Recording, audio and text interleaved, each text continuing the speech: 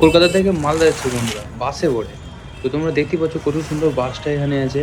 তো ডলফিন, তো তোমরা এখন সবাই ভাবছো যে আমার বাড়ি তো চাঁচলে, কিন্তু আমি কলকাতা থেকে করে মালদাতে কেন যাচ্ছি? আমি তো ডাইরেক্ট চাঁচলে যেতে পারবো। তো বন্ধুরা, কারণ আমার চাঁচল মানে মালদা যাওয়ার কারণ হচ্ছে এটাই, যে এখান থেকে যদি আমি, যেহেতু আমি বারাসাতে থাকি, বারাসাত ব্যারাকপুরে, তো যারা বারাসাত ব্যারাকপুরে থাকো তাহলে সবাই জানো যে হেলাবরতলা থেকে বাস ধরতে হয়। তাহলে আমি হেলাবরতলা থেকে বাস ধরে নিয়েছিলাম। তো বাস ধরার পরে এখানে দেখতে পাচ্ছ রেস্টুরেন্টটা খুব সুন্দর, এখানটায় দাঁড়িয়েছিল, এখানে খাওয়া দাওয়া করেছিলাম, এখানে খাওয়া দাওয়া খুব সুন্দর। তো বন্ধুরা যাই হোক, আমি এখন যেটা বলছিলাম ওটা বলছি।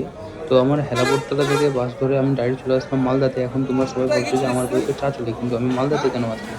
তো বন্ধুরা, ওখানকার যাওয়ার হচ্ছে কারণ এটাই, যে আমি মালদাতে নামার, যেহেতু আমি যদি কলকাতা থেকে মালদা যাই তাহলে মালদা আমাকে মানে ভোর ৩টার মধ্যে পৌঁছায় দিবে।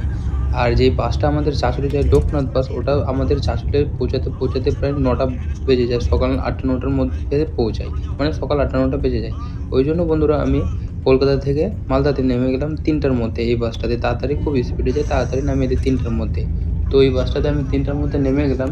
নেমে যাওয়ার পর আমি চলে গেলাম রথবাড়ি থেকে টোটো ধরে মালদা টাউন স্টেশনে। তো ওখানটায় ট্রেন ছিল 3:30টার দিকে, রাধিকাপুর এক্সপ্রেস। তো আমরা রাধিকাপুর এক্সপ্রেসে উঠে গেলাম। তারপরে উঠে আমরা চলে আসলাম শামসিতে।